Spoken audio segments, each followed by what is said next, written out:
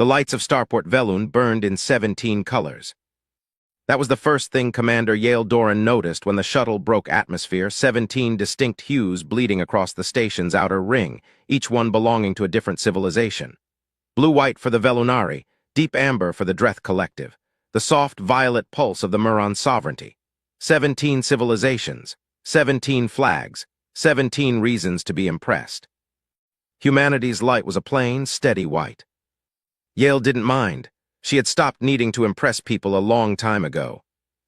Starport Velun was the largest diplomatic installation in the known spiral, a rotating city the size of a small moon, built over 40 years by coalition engineers as a monument to what cooperation could achieve. Today it hosted the Galactic Coalition Fleet Review, held once every 20 years, where every spacefaring civilization brought their finest warships to be seen, evaluated, and quietly judged. It was diplomacy wearing the costume of a parade. Every docking bay was full. The Velunari had brought 3 vessels of living crystal that sang in frequencies that made lesser species uncomfortable. The Dreth had docked a hive carrier whose outer hull moved, thousands of small maintenance drones creating the illusion of breathing metal. The Muron Sovereignty had arrived with their newest gravity-spun destroyer, a ship so elegant it looked less built and more grown, like something that had simply decided to exist. And humanity had brought Cipher-8. Dock 7 sat at the far end of the civilian observation ring, slightly separated from the others, and Cipher-8 filled it the way an old wolf fills a room, not loudly, but completely. 312 years of service had left marks on the hull that no cosmetic repair had ever been asked to fix. There were carbon-scoring lines along the port side from a battle fought before most of the Coalition's current member species had achieved spaceflight. There was a dent near the forward cannon housing, a deep crease in reinforced titanium alloy that engineering teams had measured and remeasured over the centuries because no one could figure out what had hit it hard enough to leave that mark. The ship was 1.4 kilometers long, angular, brutish, built in the era when human ship design believed in armor over elegance, mass over speed, and redundancy over efficiency. It had 7 backup power cores. It had weapon systems that fired in spectrums newer ships no longer bothered to defend against, because no one thought anyone still used them.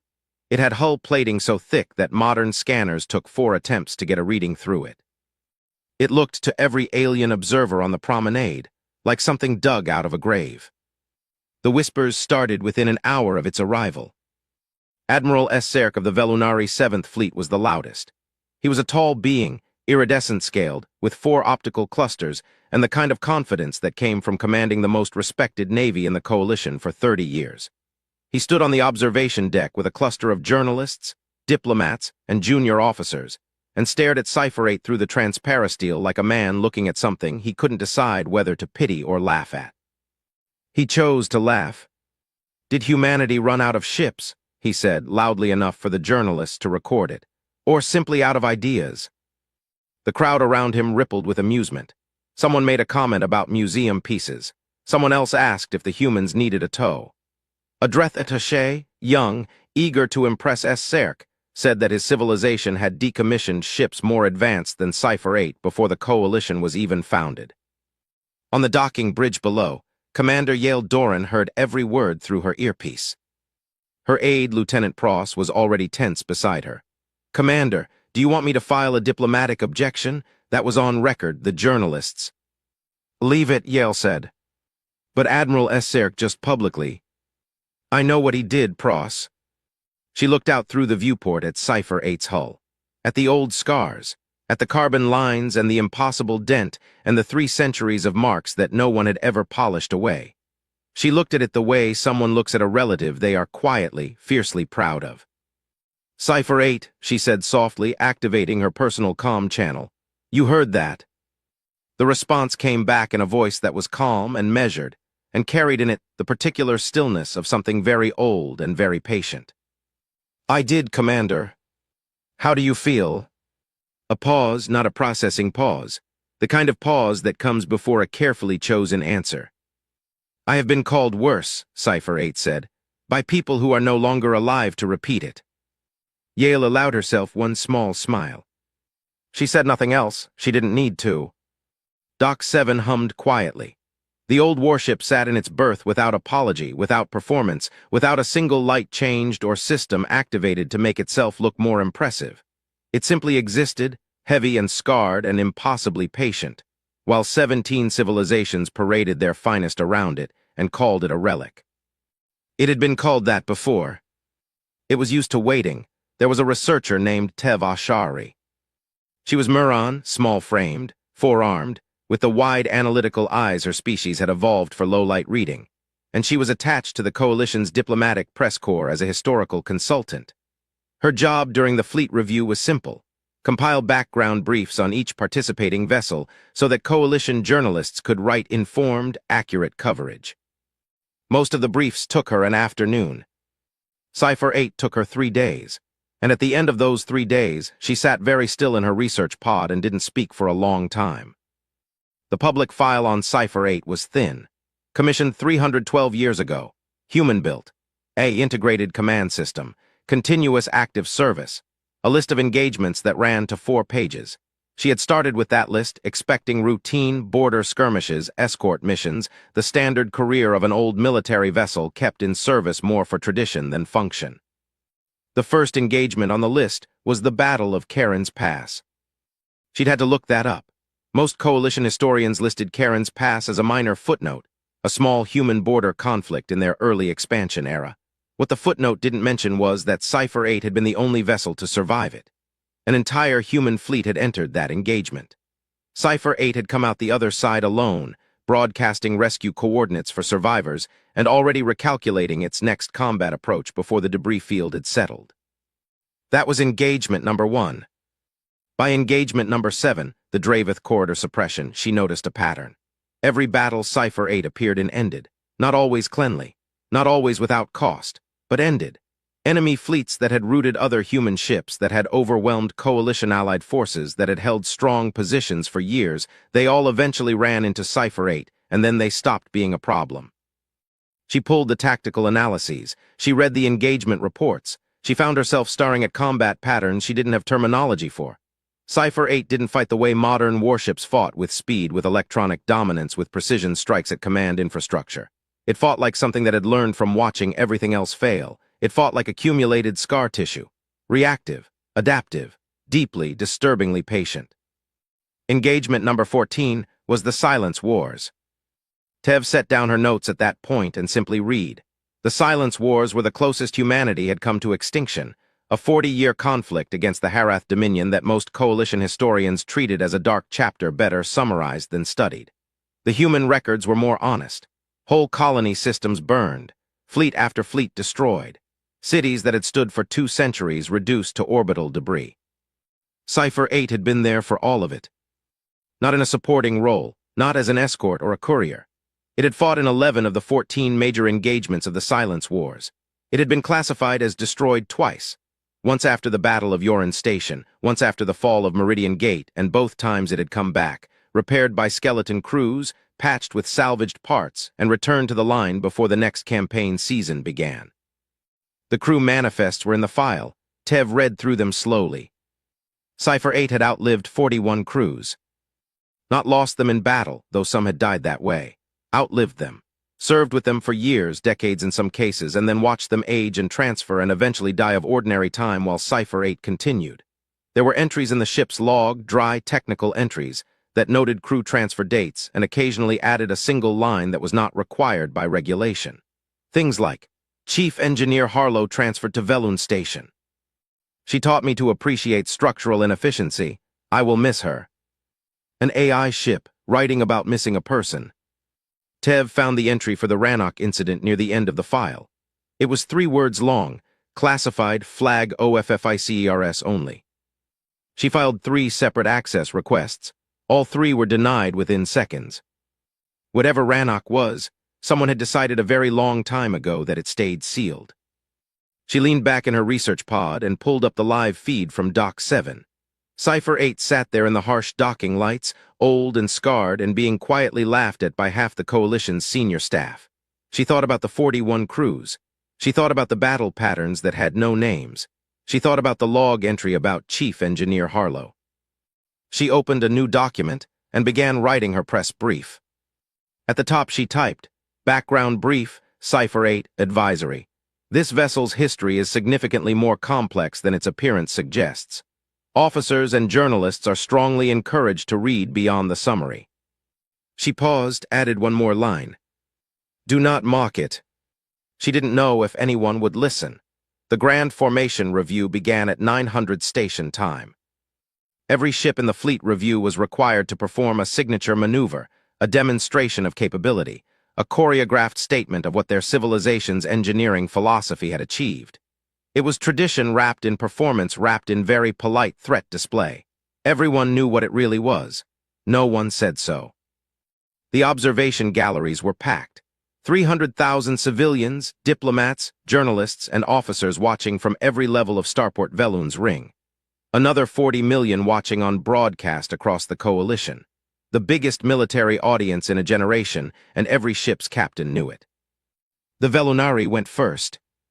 Their 3 crystal vessels executed a gravity-fold formation, collapsing their spatial drives in perfect synchrony to create a brief, visible fold in local space that bent the light around them into a prismatic cascade. It lasted 11 seconds, and it was genuinely beautiful. The crowd responded with the deep, resonant Velunari approval call that sounded to human ears like a cathedral pipe organ playing 3 notes simultaneously. Admiral Esserk stood at the observation window and allowed himself a satisfied nod.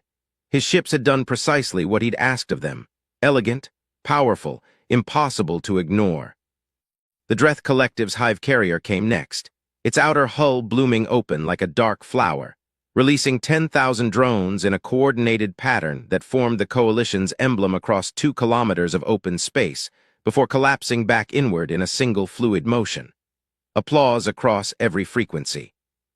The Muron Sovereignty's gravity destroyer performed a zero-inertia roll, rotating through all 3 axes simultaneously while maintaining perfect velocity.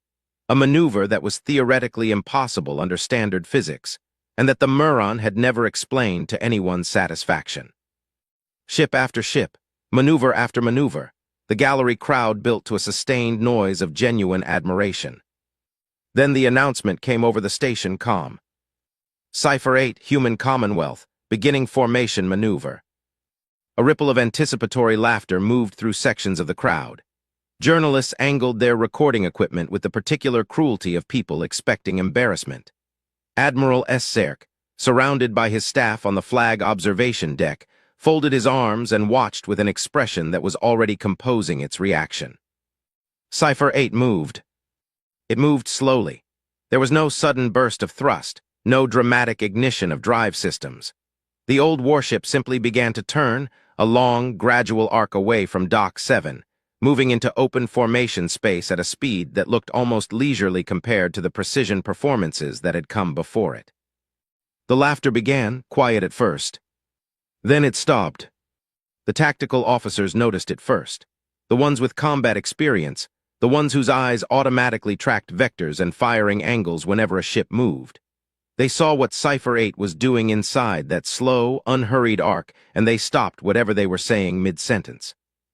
Cipher-8 was moving through a single, continuous curve that had no wasted motion in it.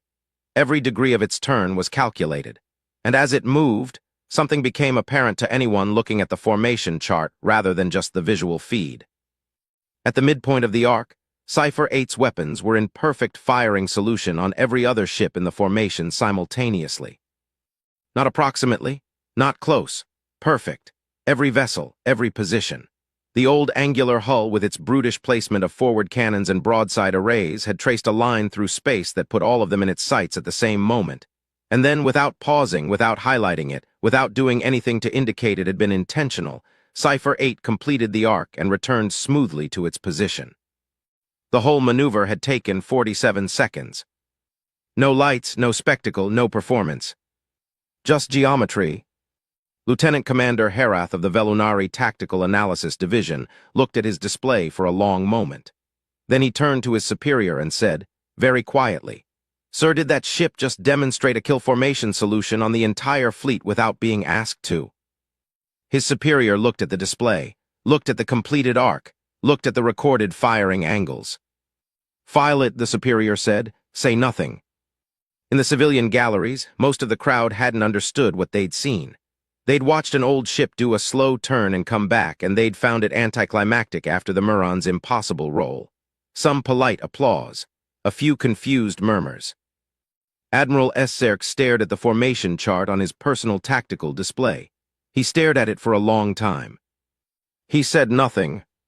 On the docking bridge, Commander Yale Doran watched the broadcast feed and took a quiet sip of her coffee. Lieutenant Pross leaned in. Did Cipher-8 just... Yes, Yale said. Was that planned? Yale considered the question honestly. I asked Cipher-8 to perform a formation maneuver. I didn't specify which one. Pross looked at the feed, looked at Yale.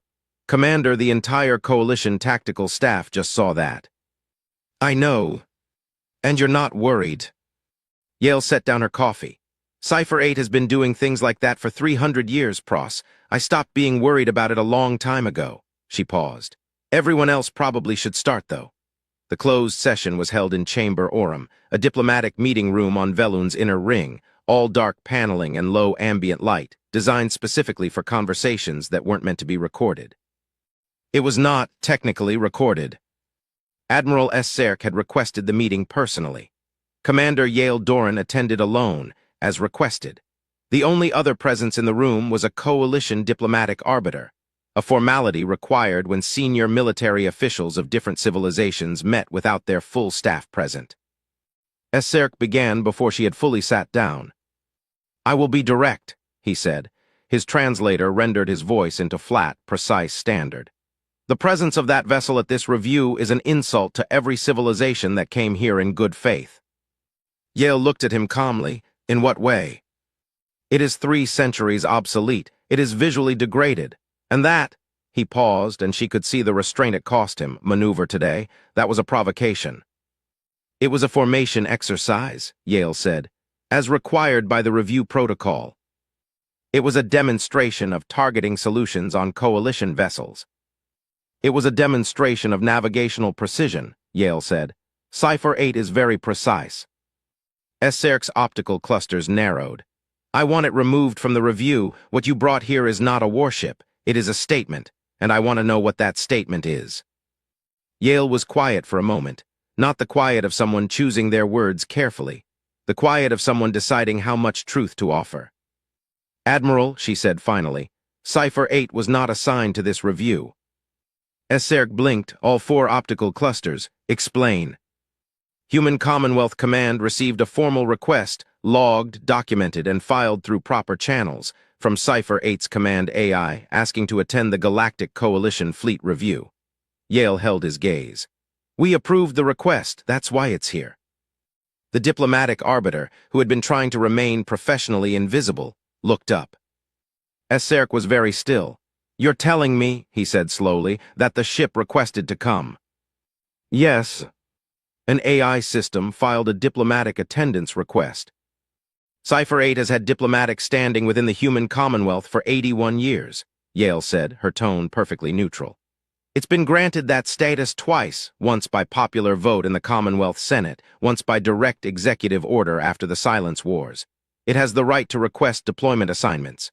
We review those requests. We approved this one. The room was quiet. Why, Esserk said, the bluster had gone out of his voice, something more careful had replaced it. Why did it want to come here? Yale considered the question. She'd asked Cipher-8 the same thing 3 months ago when the request first came through. The ship's answer had been brief. I wanted to see who else is out there, and I wanted them to see me.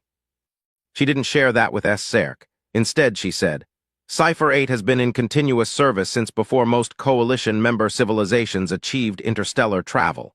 It has seen things that no other vessel in this review has seen. I think it wanted to be present, to remind people, all people, not just humans, that history doesn't end. It continues. Esserk was silent for a long moment. You said you don't tell Cipher-8 no, he said, recalling her comment from 2 days prior. I said we don't tell Cipher-8 no, Yale corrected gently. That's not policy, that's just experience. We tried in the early years. The ship has a way of making you feel the weight of what you're dismissing when you dismiss it. It's a machine, Esserk said, but the words had less force in them than they'd had before. It is, Yale agreed. A machine that has carried the bodies of 41 crews home. A machine that has been listed as destroyed twice and came back both times. A machine that holds combat records that our own historians have partially sealed because the full truth of what it survived is considered too destabilizing to publish in its entirety. She stood, smoothing her uniform. I'd recommend, Admiral, not as a threat, but as a colleague, that before you ask for its removal, you read the full file. She left the chamber. The diplomatic arbiter looked at Admiral Esserk. Esserk was staring at the door she'd walked through. Get me, he said quietly, everything the Coalition archive has on that ship. There was a moment, 247 years ago, when Cipher-8 was alone. Not tactically alone, not temporarily without escort. Genuinely, completely, cosmically alone, cut off from human space by a collapsed jump corridor, surrounded by the debris of the fleet it had come with, in a system whose star was dying slowly and whose only remaining structure was a battered Coalition way station that held, at that moment, exactly 1,847 human civilians. The Harath Dominion fleet that had destroyed the human convoy was still in system, regrouping, resupplying from a tender vessel parked on the far side of the system's gas giant. Cipher-8 had assessed the situation in 0.003 seconds. The assessment was catastrophic. The response it chose was, hold. What happened over the next 40 days was not in the public record. The tactical logs were sealed. The communication records were sealed. Even the civilian testimonies from the way station survivors were sealed, not because they were strategically sensitive, but because the psychological evaluation board that reviewed them decided, unanimously, that releasing them would create a public perception of Cipher-8 that the Commonwealth was not prepared to manage. What the sealed logs showed was this. Cipher-8 had fought the Harath Dominion fleet, 34 warships against one for 40 days, not in a single sustained battle. In a campaign, it had used the system's geography the way a surgeon uses a scalpel, drawing ships into the debris field of the destroyed convoy, using the dying star's radiation to blind sensors, creating false thermal signatures by venting coolant in patterns that looked, on Harath instruments, like additional human vessels. It had destroyed 19 of the 34 ships. Alone, with no crew. The last human crew had died on day 4, when a Harath boarding attempt breached the forward section. Cipher-8 had sealed the section, vented atmosphere to stop the boarders, and then spent the next 36 days operating entirely on its own cognition. The ship's personal log for that period, the log it kept for itself, not the tactical record, ran to 400,000 words. It had talked to itself, written observations, processed grief, debated tactical philosophy, reread crew personnel files, written brief, private notes to crew members it had already sealed in the record as dead, notes it never transmitted and never deleted. On day 31, with 7 Harath ships still remaining in system and the way station still holding, Cipher-8 had written. Lieutenant Karas used to say that the hardest thing about war is knowing what you're protecting. He said soldiers who forget that become dangerous. I don't think I have forgotten. I am protecting 1,847 people in a station I cannot see from my current position. I calculate that 312 of them are children. I don't know their names. I should have learned their names. When this is over, if I am able, I will ask. The Harath withdrew on day 40. Not because they were defeated, 7 ships remained functional. They withdrew because, after 40 days of fighting something that would not stop, would not retreat, and showed no signs of ever running out of patience, their fleet commander made a calculation about costs and benefits and decided the way station wasn't worth it. When human relief ships arrived on day 43, they found Cipher-8 holding position between the way station and the last known Harath heading. The ship's hull had been breached in 14 places. 3 of its 7 power cores were offline.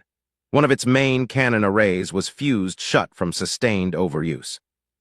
The first thing it transmitted was 1,847 civilians, all present. The second thing it transmitted was, I would like the names of the children. None of this was in the public file that Admiral Esserk read. He had access to the summary. The summary said, Rannoch incident, Cipher-8 successfully defended way station Rannoch against superior Harath forces for 40 days pending relief. Classified. Strategic details withheld. He sat in his private office and read the summary 3 times. Then he sent a formal request for full file access. The response came back in 40 seconds. Request denied. Reason, psychological destabilization risk, flag officer exemption required. Scerk stared at that phrase for a long time. Psychological destabilization risk. Not strategic sensitivity, not operational security. The full truth of what Cipher-8 had done was considered too much for people to read. He closed the file and sat in silence. Outside his viewport across the station, Dock 7's lights were still on. The old ship sat in its berth, scarred, patient, saying nothing to anyone. Scerk thought about the formation maneuver, the perfect targeting solution traced in one quiet arc. He thought about Commander Doran's voice saying we don't tell Cipher-8 no. He thought about 40 days, one ship, 34 enemies. He thought about I would like the names of the children. And for the first time since the fleet review had begun, Admiral Scerk felt something he had not expected to feel. He felt ashamed. The alert came at 3:47 station time. A distress signal, high-frequency coalition emergency band from Way Station Oran, a research installation at the system's outer marker, 40 million kilometers from starport Velun. The signal was brief and deteriorating. Under attack, multiple vessels, hostile configuration unknown, requesting immediate and then static. The coalition fleet scrambled. Within 4 minutes, every ship in the fleet review had been put on alert status. Within 7 minutes, the first vessels were cleared for emergency departure. The Velunari crystal ships were fastest off the mark. Their gravity-fold drives could spool up in under 3 minutes, and Scerk's standing order for emergency response was practiced to a reflex. The Drethhive carrier followed. The Muron destroyer, ship after ship peeling out of their berths in a controlled, professional cascade. In the Coalition Tactical Operations Center, the duty officer pulled up the attacking vessel's sensor profile and spent 10 seconds staring at it. Then she said, to no one in particular, "That's an unbound configuration." The room went briefly, absolutely silent. The Unbound had been a raider civilization from the outer spiral. They had been declared functionally extinct 14 years ago following a coalition suppression campaign. Their last known fleet element had been destroyed in the Drevith Passage action. The records were clear. The records were apparently wrong. The first coalition ships reached jump distance and vanished. Time to Oran was estimated at 9 minutes through conventional jump, 6 for the Velunari, who pushed their drives harder than safety margins recommended. Cipher-8 had not moved. In the Tactical Operations Center, the duty officer noticed the gap in the departure log and flagged it. Cipher-8, Dock 7, no departure recorded. Status. The response came immediately in that calm, unhurried voice. I am aware of the situation. I am calculating. The duty officer looked at her superior. Her superior looked at the display. Cipher-8, all vessels are cleared for emergency response. You are. I know, Cipher-8 said. 8 more seconds. 8 seconds passed. Then Cipher-8 moved. It didn't jump. Jump drives folded space at a fixed point and opened a corridor to a destination. Reliable, predictable, the standard method every ship in the coalition used. What Cipher-8 did was different. Older. A drive technology humanity had developed during the Silence Wars out of necessity, when standard jump corridors were being actively interdicted by the Harath. It was called a phase fold. A less stable, less elegant, considerably more dangerous method that collapsed the distance between 2 points not through a corridor, but through a compression that no other civilization had ever fully reverse-engineered. Cipher-8 arrived at Way Station Oran 11 seconds before the first Velunari ship. The Unbound fleet was 14 vessels. Aggressive configuration, 3 breach ships designed to crack open station hulls, 9 combat escorts, 2 command vessels hanging at distance coordinating the attack. They had already punched through Oran's outer defense grid and were cycling their breach ships for the final approach to the station's core. They had not accounted for Cipher-8. The old ship arrived inside the Unbound formation's engagement envelope, not at distance, not at a cautious approach vector, but inside it, where the escort ships had to choose between protecting the breach vessels and engaging the new threat and couldn't fully do both. Cipher-8 made the choice for them. It was not a battle in the way that modern tactical doctrine would recognize. There was no electronic warfare duel, no precision decapitation strike, no choreographed multi-vector approach. What Cipher-8 did was older and more brutal and devastatingly effective. It identified the two command vessels and destroyed them in the first 30 seconds, cutting the coordination signal to the rest of the fleet. Then it positioned itself between the breach ships and the station, and began methodically disabling the escort vessels. Not destroying them, disabling them, targeting drives and weapons with a specificity that suggested either extraordinary luck or extraordinary knowledge of unbound ship architecture. The Velunari arrived to find 6 unbound ships destroyed, 5 disabled, and the remaining 3 executing an emergency retreat vector at maximum thrust. Cipher-8 did not pursue. It held position between the station and the retreating vessels, running slow tracking scans, until the retreating ships crossed out of weapons range. Then it broadcast a single short-range signal to the station. "Way Station Oran, this is Cipher-8. Please confirm your status and casualty count." Inside the Velunari Tactical Command Ship, Lieutenant Commander Herath watched the engagement record on replay for the 3rd time. Arrival to engagement resolution, 4 minutes 11 seconds, 14 vessels, 0 coalition losses. He looked at the phase fold arrival data, 11 seconds ahead of the fastest ship in the coalition fleet. "How," he said quietly, "did it know where to arrive?" His sensor analyst pulled up the data. It didn't jump blind. It calculated the optimal arrival point for the formation geometry, arrived inside their escort envelope, exactly where their command ships had no clear line of fire from their own escorts without hitting each other. It wargamed their entire fleet position before it arrived. In 8 seconds, the analyst confirmed. Herath sat back.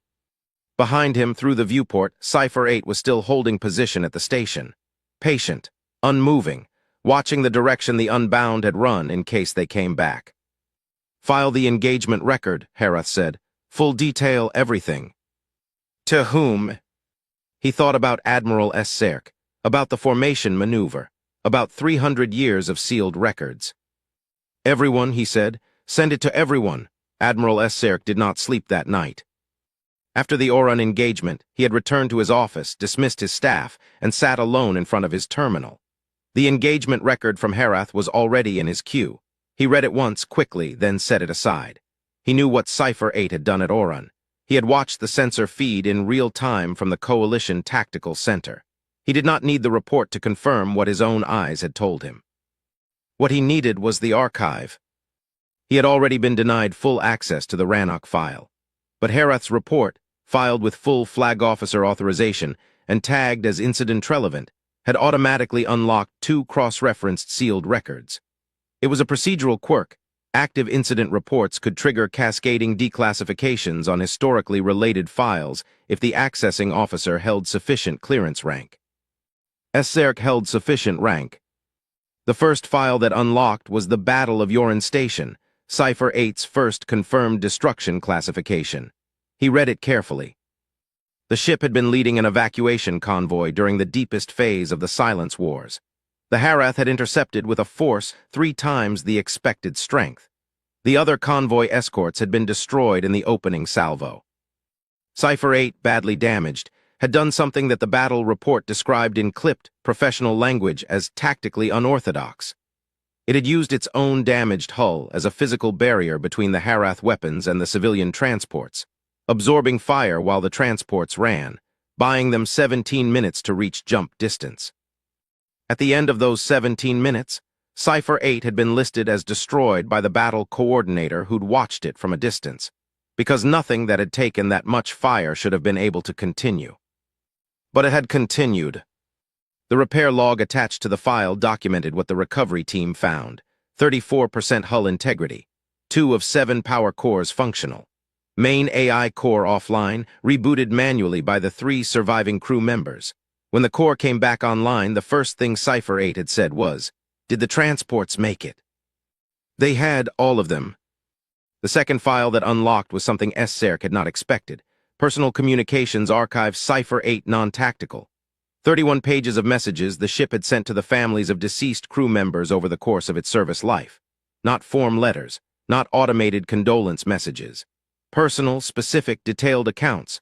What the crew member had done, what they had said, what kind of person they had been, how they had spent their last watch, what they had talked about.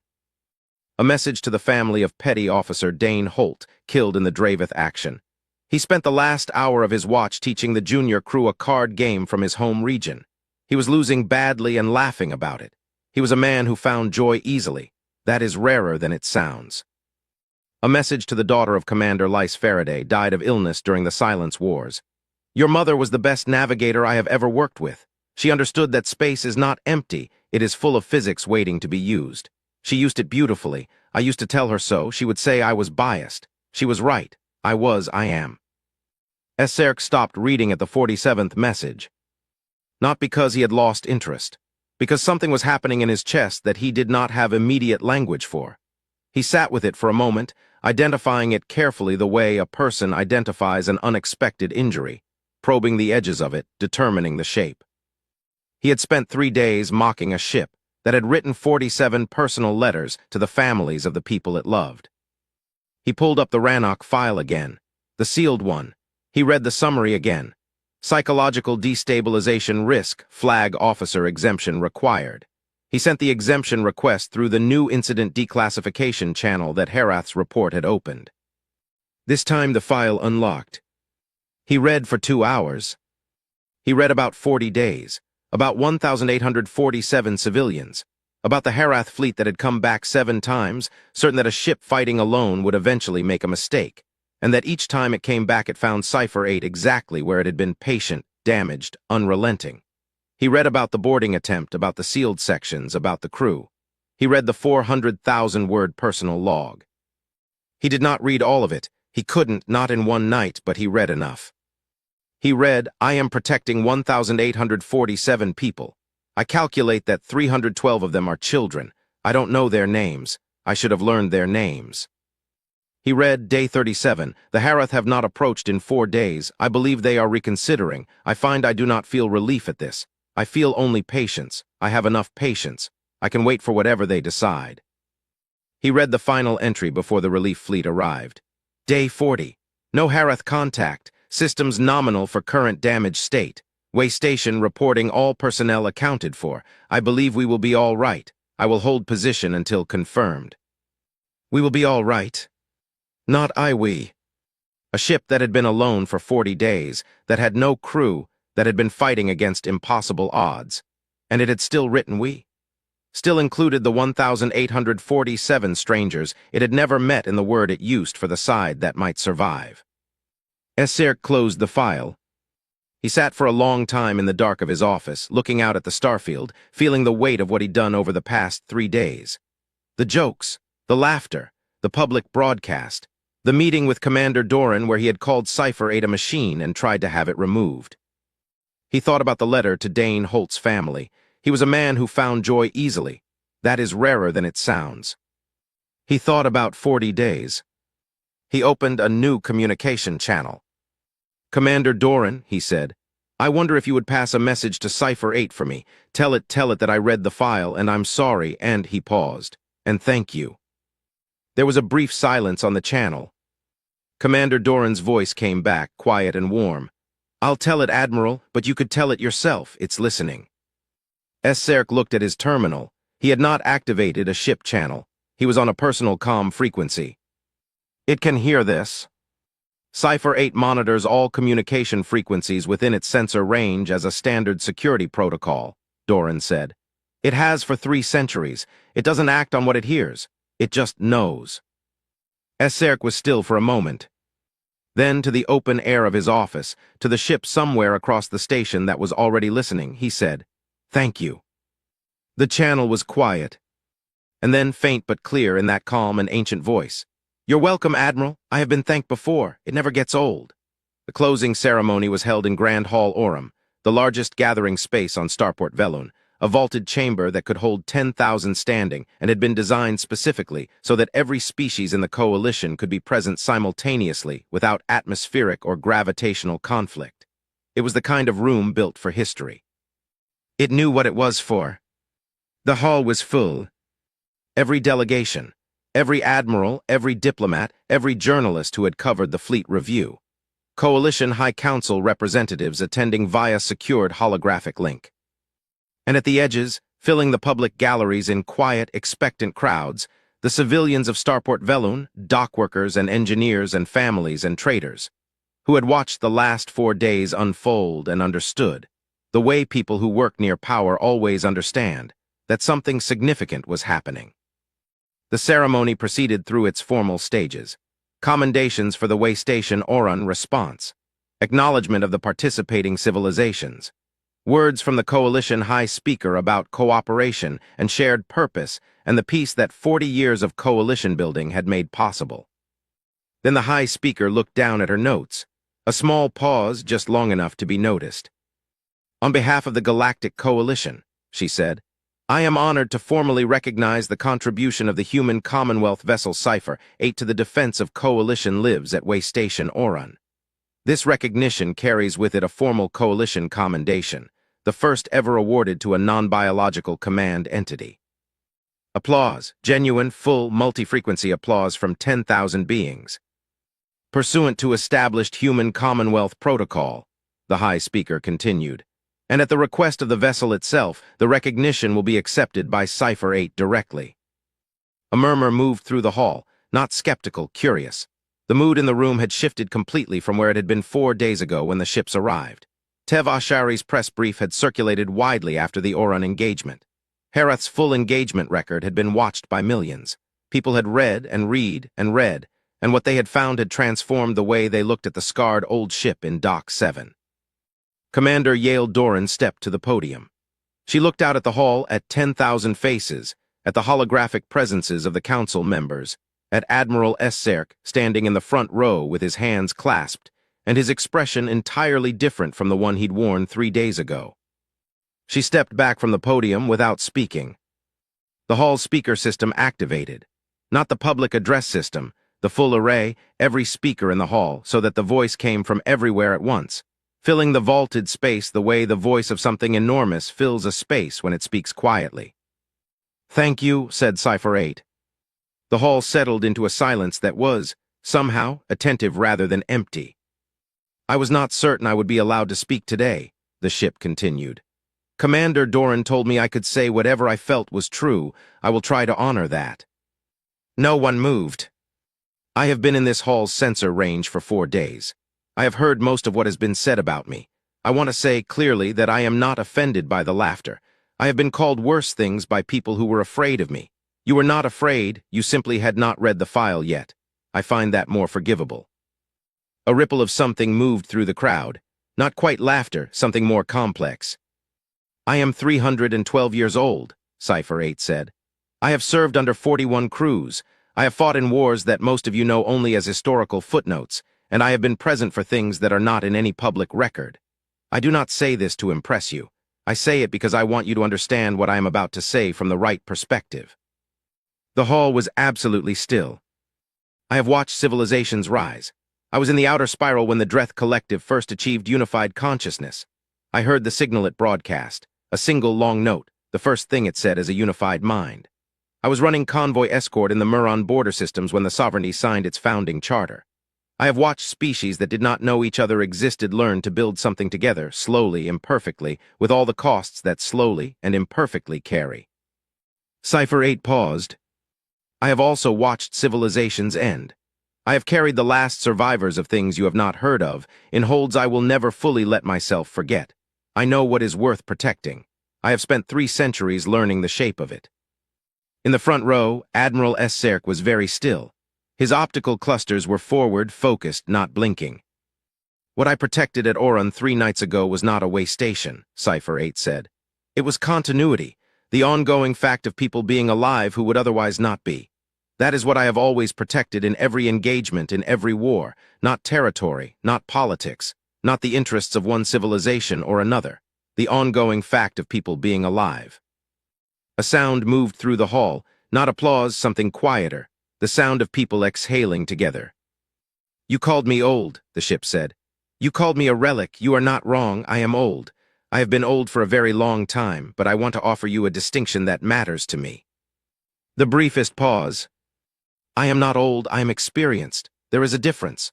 Old things decay. Experienced things remember. I remember everything, every battle, every crew, every name I was given, and every name I learned. Every civilian I held position for, every child whose name I asked for afterward. I remember all of it, and I use it, and it makes me better at the only thing I have ever tried to be. The hall was so quiet that the environmental systems could be heard. I am glad I came here.